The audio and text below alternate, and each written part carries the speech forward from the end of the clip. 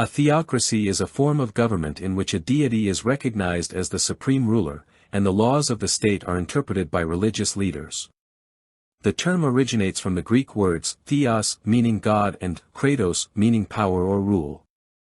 In a theocracy, religious authority shapes the political and legal framework. In a theocracy, the governing officials are typically religious leaders or individuals who claim divine guidance.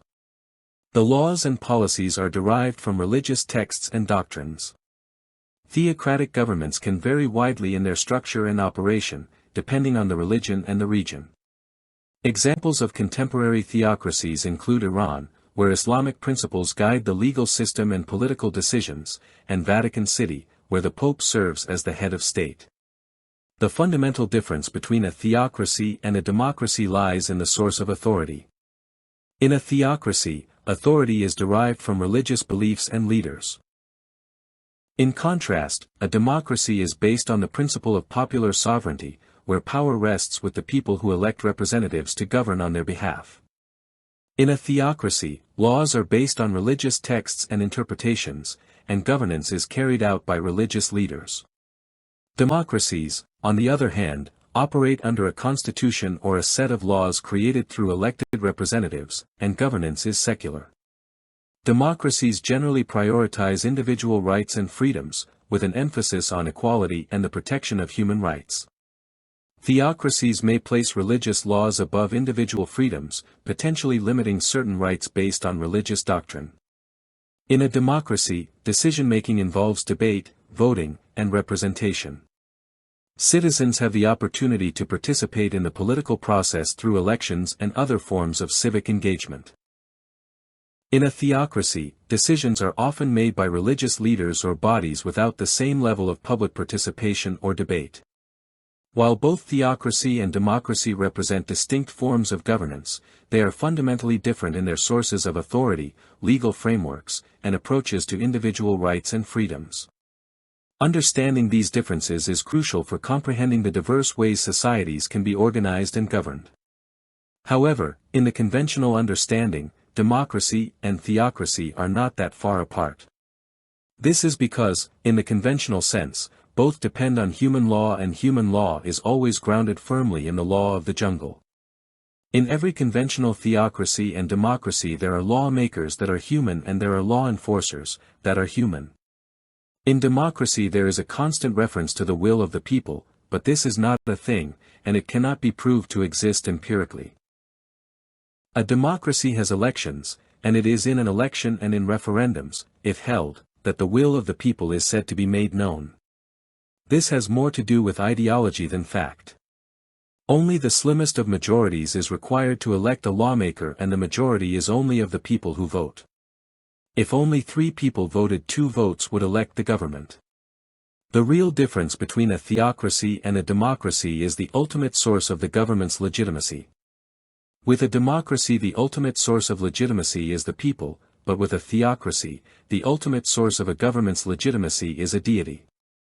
However, the people cannot make the day-to-day decisions, and neither can a deity. There is a problem in a theocracy when different groups claim different commands have come from God. Who adjudicates differences of opinion when the final authority is God, and 2 or more parties claim different orders have come down from God? Because no higher authority is possible than God, there is no peaceful way to adjudicate a disagreement of this kind. War is inevitable. But the same is likely to happen when one group or other refuses to accept the outcome of an election. Democracy only works if the loser accepts the loss in good grace. But if one side will go to any lengths to win and refuses to accept the results when they lose, the democratic process descends into chaos.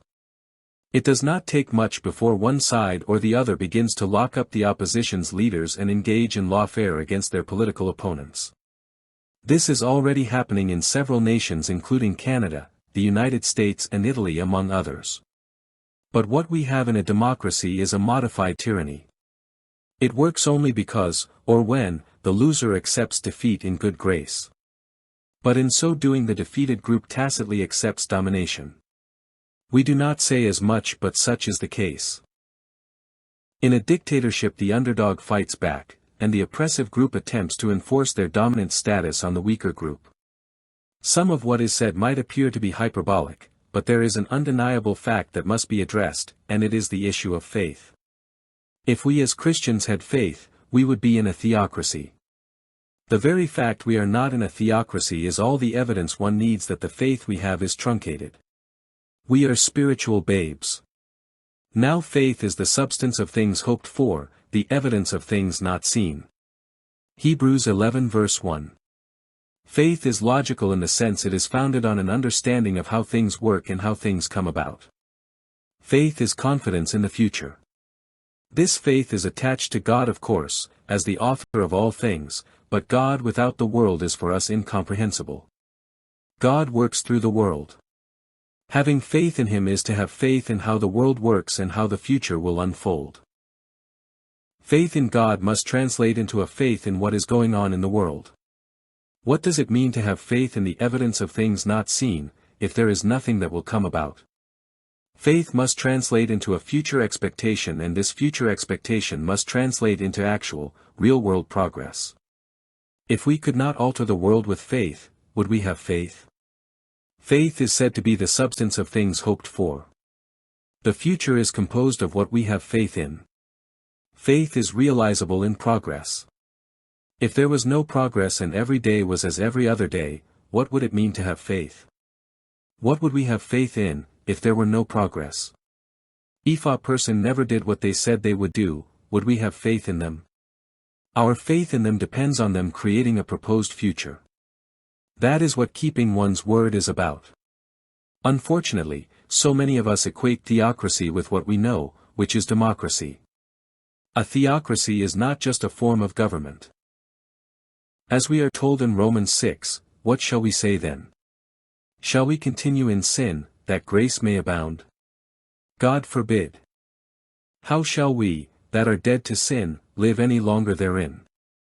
Know ye not, that so many of us as were baptized into Jesus Christ were baptized into His death?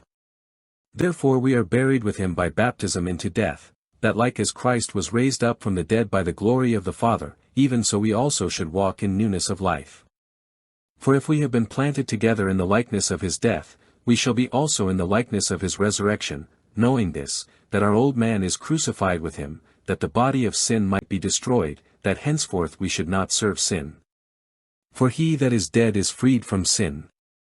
Now if we be dead with Christ, we believe that we shall also live with Him, knowing that Christ being raised from the dead dieth no more, death hath no more dominion over Him. For in that He died unto sin once. But in that He liveth unto God. Likewise reckon ye also yourselves to be dead indeed unto sin, but alive unto God through Jesus Christ our Lord. Let not sin therefore reign in your mortal body, that ye should obey it in the lusts thereof. Neither yield ye your members as instruments of unrighteousness unto sin, but yield yourselves unto God, as those that are alive from the dead, and your members as instruments of righteousness unto God. For sin shall not have dominion over you, for ye are not under the law, but under grace. Romans 6 verses 1 to 14. We who are saved are dead to sin, or as it says in 1 Peter, but ye are a chosen generation, a royal priesthood, an holy nation, a peculiar people, that ye should shew forth the praises of Him who hath called you out of darkness into His marvelous light, which in time past were not a people, but are now the people of God, which had not obtained mercy, but now have obtained mercy. 1 Peter 2 verses 9 to 10. We are a holy people because we died to iniquity. We are no longer in sin, and so we are in a new kingdom. A theocracy is a new race in a new world. We can say it is conceptual or ideological division, but the relevant point is that the separation is complete. The old must die to give rise to the new. A theocracy is a totally different system from the governments that exist today. The church is a theocracy. We die to the sin of individuality and become a church. We are not saved as individuals but as a member of a church. This is why we need a leap of faith. We need to stop relying on the self and begin to think spiritually. We are members of one body with Jesus as the head. In all other systems the power is shifted upwards and centralized.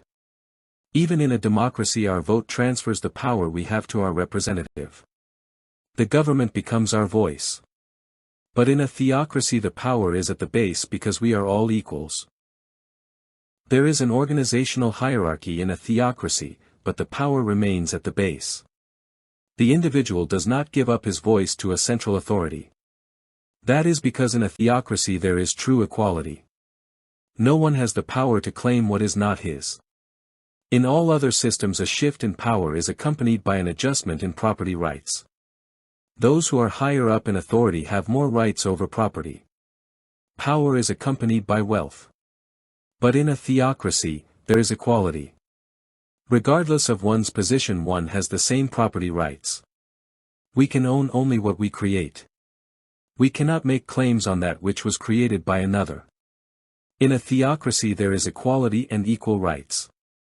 Rights cannot be taken away from us in a theocracy, when we vote. Equality in a theocracy comes from the need of everyone to pay their own way. Because no one can make a claim on that which was created by another, there is a focus on creating jobs and on creating new specialties. It is through specialization that progress happens. But for people to invest time and money into innovation, they need to know that what they do belongs to them. This only happens in a theocracy because every other system lacks equality and requires some form of or degree of totalitarianism. All governments by theocracy are parasitic and cannot permit equality. A theocracy is then a form of government in which there is equality, meaning we all get to keep what we create. There is no parasitism and no power hierarchy. In a theocracy, we are all equal under God.